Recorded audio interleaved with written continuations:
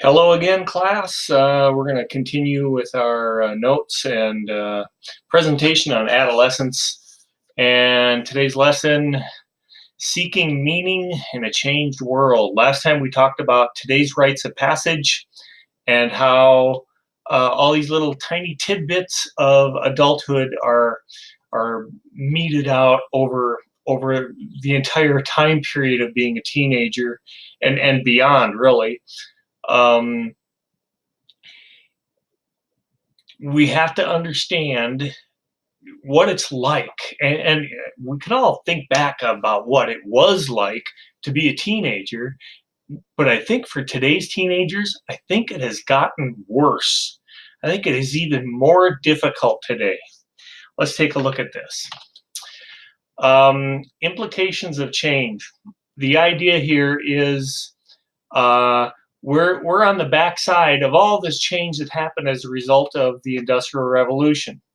The rite of passage, we said last time that the rite of passage lost its meaning. Well, a commonality across all the cultures was age. All rites of passage across cultures, across continents. It's truly a human thing. They were done between 12 or 13 and about 15 or so. But why? Why that age? What's significant about that age? The answer is the brain. The onset of puberty, that's probably the most common guess, and it's related to that. And anytime someone talks about puberty, what do they get hung up on? They get hung up on the maturation of the reproductive system in males and females, right? They get hung up on that, and almost nobody talks about the maturation of your brain. There is this incredible, remarkable change in brain structure and thinking that happens when puberty kicks in with all those hormones and those changes are implemented throughout the body. Remember the TED Talk video from weeks ago.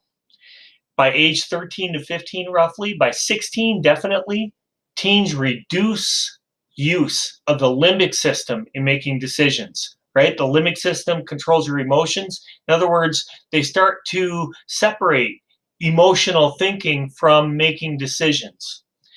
They vastly increase the use of the prefrontal cortex, where we have this capability of logic and rationality. And you could infer from that maturity, right? There's a connection there. No, let's keep going. As the prefrontal cortex is used more, rational, logical, and mature thinking dominates more and more. What we witness in teenagers is the birth of true, critical, adult-level thinking.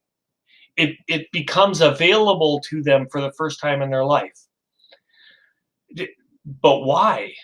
Like, literally, why does it happen then? What is the purpose of it?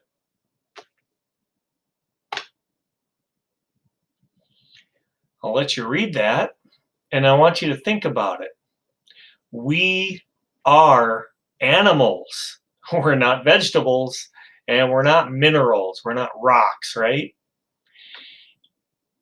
Biologically, if the reproductive system is preparing for use to continue the species, to reproduce, then the brain and thinking of that organism must be ready and prepared to be the most responsible thing in the world, a parent.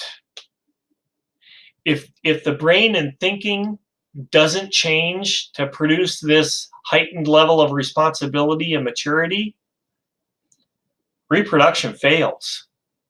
Baby dies, right?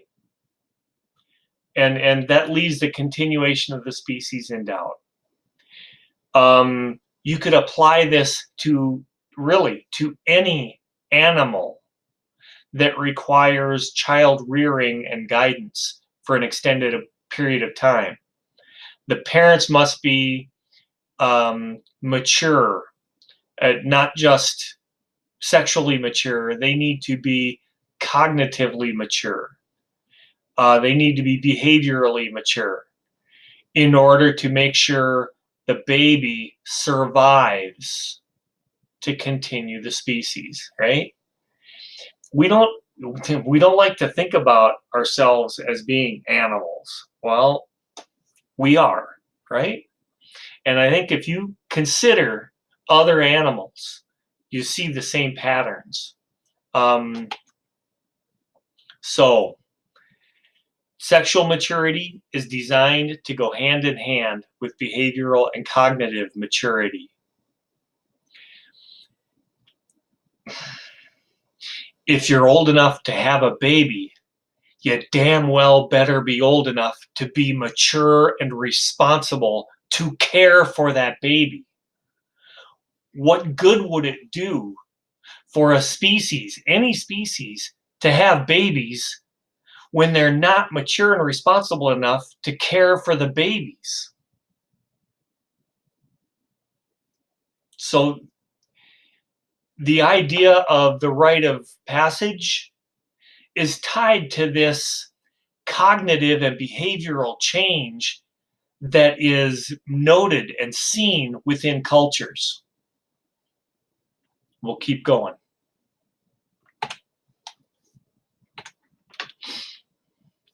Well, just as teens enter this new world of complex thinking, and they realize they're developing this capability for truly rational and mature independent thinking, the adult world continuously works to pull the rug out from under them and treat them like tiny little children, incapable of responsible and mature behavior.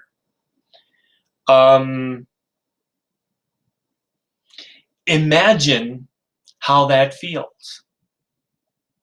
Imagine knowing that something has happened with the way you think and with the way you see the world, and you know you're ready. You want independence because you know you're ready.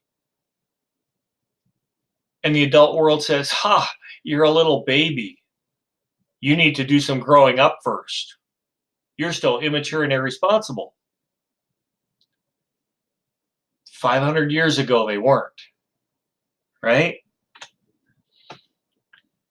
Teens who are treated like incapable, immature little children by the adult world may give in to the feelings they have, that resentment, that anger over that treatment. And where's that going to take them? They're going to start acting out. They're going to act impulsively. They may have full-on rebelliousness.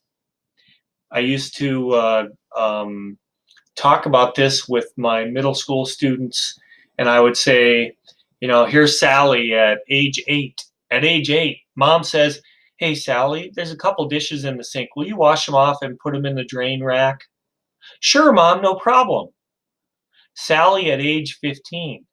"Sally, there's a couple dishes in the sink. Will you wash them off and put them in the drain rack?" "God, all you want to do is tell me what to do. You're just like bossing me around. Why do I have to do it?" What the hell happened? What happened is Sally developed an intense need for independence, and Sally does not want to be told what to do. And that's how it comes out. Rebelliousness. It can get a lot worse. It can get a lot worse. And I think anyone watching this video can think of teenagers they know who took that inner angst and channeled it into some seriously negative things, right? I think anyone can name teens who engaged in incredibly stupid, risky behaviors. When they gain that title, at risk, and that's like an educational title, at risk, their behaviors have become so extreme, either academically or socially, that the teen is at risk of failing life. I've had students before, middle school students, who had 6 F's on their report card. They were failing everything. Mind you, these were students who still had reasonably good attendance. It's not like they weren't showing up. Well, I guess they weren't showing, their body was there, their brain was somewhere else. That rebelliousness taken in an academic construct or context, it becomes like, well, I'm not going to do that teacher's work. I'm not doing their work. Screw them. As if that's punishment to the teacher. Like the teacher's going to really give a damn that student X, Y, or Z didn't do their homework or didn't try on the test. The teacher's not really going to care all that much on an emotional level. They might be worried about the future of any student who acted that way. And that's really the key. The future is at risk for someone like that. They're literally at risk of failing life. Their future as a positive, contributing, constructive member of society, of adult society, is at risk. And quite literally, their existence as a person is at risk. It is an incredibly dangerous time, and in my estimation, the adult world does not go far enough to help these students see what needs to be done to still take on and make whatever their dreams are, to make those dreams come true. Let's keep going. Actually, I think this is going to be the last slide. We have a short one today, right? Identity. Oh, boy. Before the Industrial Revolution, I was wrong, by the way. There's one more slide after this. Before the Industrial Revolution, teens were prepared and expected to take on truly adult roles far younger than today, right? Today we have people say, well, they're not really adult until they're 25. And that, what does that do? It virtually gives them permission. Oh, great, 25. That means I can be an immature, irresponsible idiot clear into my mid-20s.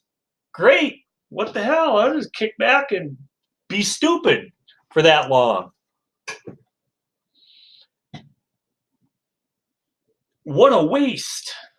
What a waste. The ones who cite those brain studies about brain development not being complete until 25, I don't have any doubt that that's true. I have some doubts as to why that's true, and I think I mentioned this before. One has to wonder if they could compare brains of 16-year-olds today to brains of 16-year-olds from 300, 400, 500 years ago. I wonder how much more developed or less developed, what kind of differences we'd see in those brains. It really makes me wonder if the brains of teenagers 500 years ago literally developed differently. And why would they develop differently?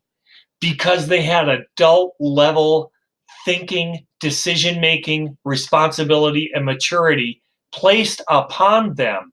And they accepted that adult level thinking and maturity and responsibility without question. They knew that this was simply what they had to do. right? And if you go back 500 years ago, by the time someone was a teenager, their father may not be long for the world, right? Their father may not, they may be approaching the end of their life at 35 or 40 years old. So the teenager understood, they saw this in their extended family, in their village. They saw this and knew they had to step up their game and take on adult level responsibilities. In the slide, it says it was well understood by them, and they readily accepted the privileges and the responsibilities of adulthood. Today, there is just little that compares to that level of adulthood at any given teen age. Nothing compares to it. If they cannot work, and remember, the Department of Labor restricts them from work, and they're forced to be subservient and submissive in schools, the exact opposite of that internal drive they have to be independent, then what can they possibly do today that would carry on that same level of meaning? What could they do? And I'm going to give the answer here on the next slide to an extent, but I understand it is kind of a hard sell to teenagers who are stuck in a rebellious mode. Here we go. A new task. A 16-year-old or 17-year-old, 15-year-old, maybe even younger, 500 years ago, they were in the adult world. Essentially, they were in the adult world. They may have been restricted from doing certain things, but primarily they had entered the adult world. We don't have anything to compare to that. We've done the opposite. We've stripped the adult world from them. We've artificially extended childhood. This is something that Hans Sebald, see if I have that right here. I do. Here's Hans Sebald in his book, Adolescence. Hans Sebald has said that teenagers, adolescence is actually a period of false extended childhood. And that makes a lot of sense to me. False extended childhood. Well, in this period of false extended childhood, what can we possibly do to provide meaning to life for teenagers who, not that many generations ago, would have had full adult meaning, or nearly full adult meaning, in their life every single day?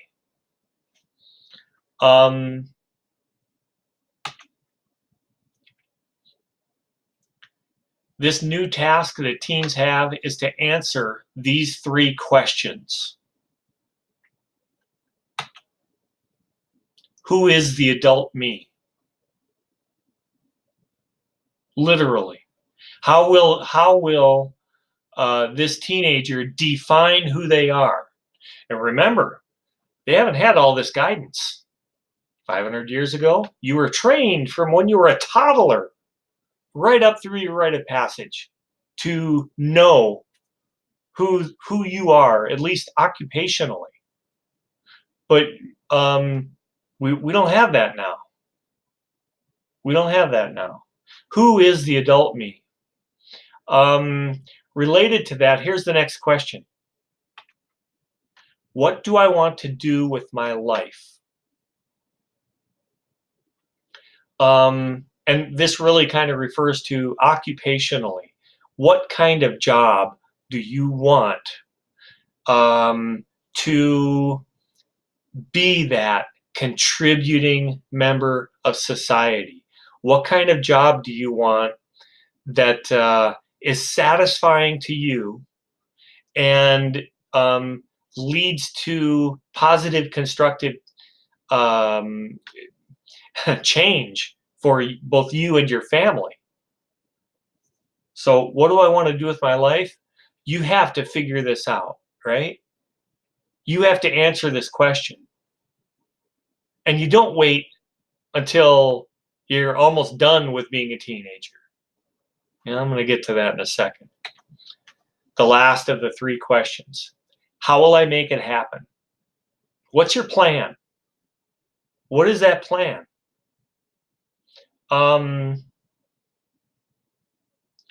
You can make plans, and I think all of us as adults now, we know that that plan is going to change. My plan when I was in high school absolutely did not come true. I did not follow that plan, and all I can think is that wasn't a really a serious plan.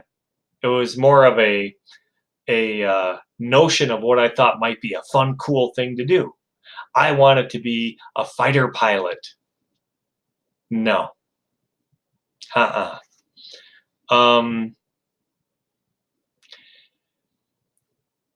These 3 questions must be answered for someone to move on, right? The how will I make it happen? Planning to do the things you need to do so that you can do what you want to do with your life, and you can define the adult you. Now here's the warning. These 3 questions must be answered by the end of high school, or the teen will waste 2 to 10 plus years of their life coming up with those answers. If you leave high school and you don't know what the answers to these questions are, you are going to waste 2 to 10 years or more of your life answering these questions. I would tell my middle school students, don't wait around. Don't screw around. You start working on answering these questions now. You spend high school, and the bottom of that line on the slide, it says, this is the true purpose of high school. You are in high school to answer these 3 questions. And you have to do it. You have to do it by the end of high school. You know, we could back up a slide and look at at-risk students. How about students who drop out of high school? That is about as at-risk as you can get, dropping out of high school. You have just about guaranteed that you will waste 2 to 10 years of your life doing what the hell you should have done in high school in the first place. And that is answering these 3 questions. Who is the adult me? What do I want to do with my life? How will I make it happen? Right? So you finish high school with a plan to make these things happen for you. Because no one's going to just give them to you. No one's going to come along with a magic wand and just, boom, those questions are answered for you. No, you work towards answering them. And you really need to have it done by the end of high school, because odds are, almost certainly, questions 1 and 2 in particular, will require further education to be part of your plan. Well, if you're going to be planning on further education, you probably ought to know what the hell you need by the time you're entering your senior year of high school. So really, you need to have these answered by the time your junior year is over, so that you can focus on that 3rd question, how will I make it happen? And have that plan in place by high school graduation. This is so important. I think probably anyone watching this video can think of teenagers who finished high school and they're like, I don't know what to do now. What should I do? If they're asking that question of themselves now, they wasted high school. They wasted 4 years of their life. They're never going to get that back. And they're going to continue to waste. Actually, it won't be a waste, because no matter what, you still have to answer these questions. You can see I get kind of fired up about this. I get pumped up about this because it's that damned important. And it seems like nobody tells teenagers this. Nobody stresses this to them. And they need to hear it in middle school, for crying out loud, so that they understand just exactly what the hell high school is about and what their purpose is. They have to know that they have this new task, and this task requires responsibility, maturity, and a level of independence that is just awakening within them. They have to know this. So my students watching this video right now, please, for God's sake, pass this along. Stress this, even if it's just to the teenagers you know, the ones that are in your life now. Let them know it's time to get your shit together, right? To put it bluntly, it really is. You can't wait any longer. Do it now, because no matter what, you have to answer these 3 questions. All right, I literally could rant about this and continue to rant about this, but I will. I'm going to cut it off right there and stop. Understand the task, though, for adults trying to impart this knowledge. There's a problem with trust. There's a serious problem with trust. Many teenagers don't trust adults for anything because adults treat them like little baby kids. And if adults can't see the capability, the potential within someone, why in the hell would you listen to them, right? Well, I'm going to go in that direction in our next video, and we'll probably have 1 or 2 more videos and we're done. Let's see. Well, there'll be a little bit of writing again about this.